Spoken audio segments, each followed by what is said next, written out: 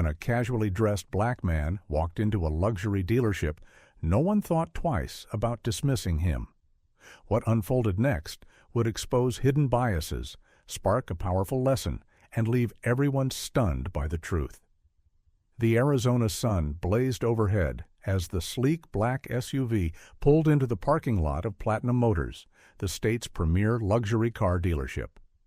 Marcus Hill, the man behind the wheel, took a deep breath before stepping out of the vehicle.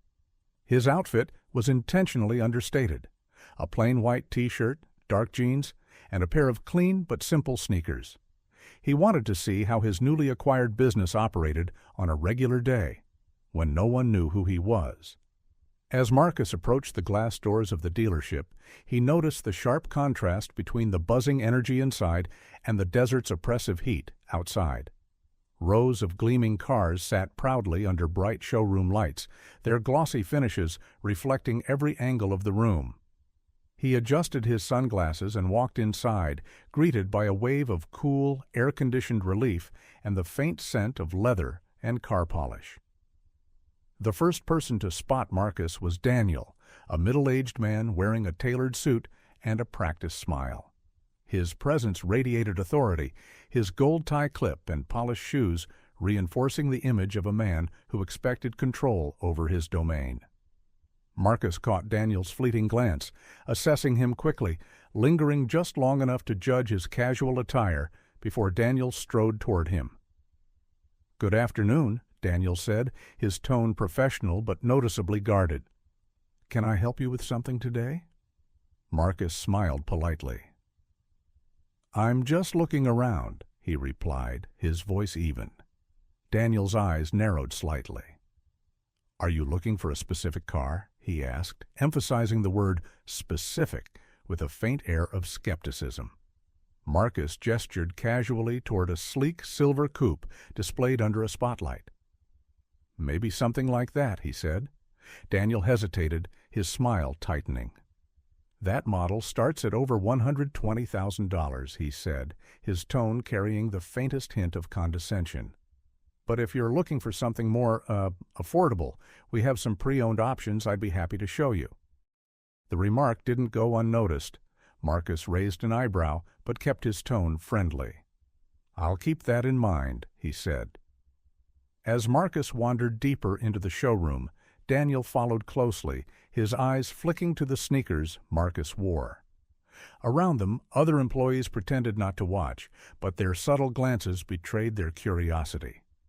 Marcus reached out to touch the door handle of a glossy black sports car, its sleek curves calling out to him. "Excuse me," Daniel said sharply, stepping forward. "I'm going to have to ask you not to touch the vehicles unless you're serious about making a purchase." Marcus turned to face him, his expression calm. "And how would you define serious?" he asked.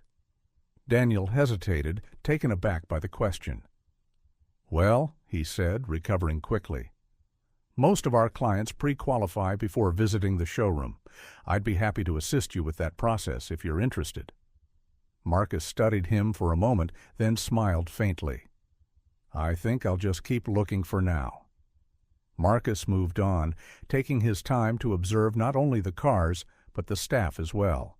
He overheard snippets of conversation, some professional, others tinged with humor or frustration. But it was clear that Daniel had taken it upon himself to monitor Marcus closely. The tension reached a breaking point when Marcus approached the front desk. Daniel stepped in once more, his tone less patient this time. "Sir, if you're not here to make a purchase, I'm going to have to ask you to leave. We're a busy dealership, and we have other clients to attend to." Marcus tilted his head slightly. "Are you asking me to leave because you think I can't afford the cars here?" Daniel's expression hardened. "I'm just being realistic," he said. "We cater to a very specific clientele." Marcus smiled again, but this time there was a sharpness to it. "Then maybe I should speak to the owner," he said casually. Daniel chuckled, though there was no humor in it. "The owner doesn't take walk-ins," he said. "They're not someone you just call up." Marcus nodded slowly, reaching into his pocket and pulling out his phone. "That's all right. I've got their number right here." Daniel's confident demeanor faltered as Marcus scrolled through his contacts and made the call. The other staff members had stopped what they were doing, their attention now fully on the unfolding scene. "Hey, it's Marcus," he said into the phone. "Yeah, I'm at the dealership. Can you come by?" He ended the call and slipped the phone back into his pocket, turning to Daniel with a calm smile. "They'll be here shortly." The minutes that followed were thick with tension. Daniel shifted uncomfortably, his earlier confidence replaced by unease. The other employees whispered among themselves, stealing glances at Marcus. Finally, the glass doors swung open, and a sharply dressed man in a dark suit strode in. His expression brightened when he saw Marcus. "Mr. Hill," he said warmly, extending his hand. "Good to see you," Marcus replied, shaking his hand firmly. Daniel froze, his face draining of color. "Mr. Hill?" he stammered. The man in the suit turned to Daniel, his tone suddenly sharp. "Mr. Hill is the new owner of Platinum Motors," he said. "As of last month." The entire room seemed to hold its breath as the weight of the revelation sank in.